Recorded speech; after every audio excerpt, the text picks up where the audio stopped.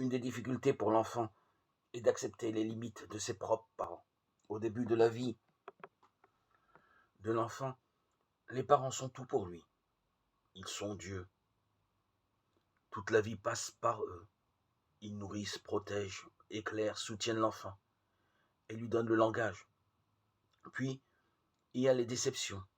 La communion et les cœurs sont blessés, brisés par des antagonismes, des luttes et des colères. L'enfant ne se sent plus compris, devient agressif ou dépressif. Il se sent abandonné ou possédé. Du piédestal où il avait placé ses parents, il les plonge dans les abîmes. À ce moment, l'enfant se trouve très seul et risque de se condamner lui-même.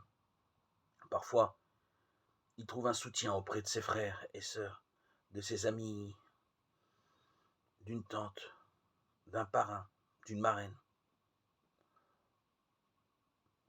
Ce qui peut surtout l'aider à accueillir les défauts de ses parents, c'est une foi en Dieu qui lui donne conscience qu'au-delà de leurs défaillances, il y a une justice, un amour, une lumière de vérité, et qu'ils ne sont pas Dieu.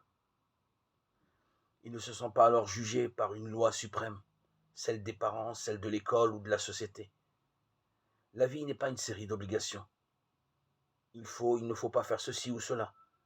La vie est communion avec un Dieu caché dans son cœur, un Dieu qui est bon, même si les parents ne le sont pas, un Dieu qui pardonne, même si les parents ne pardonnent pas.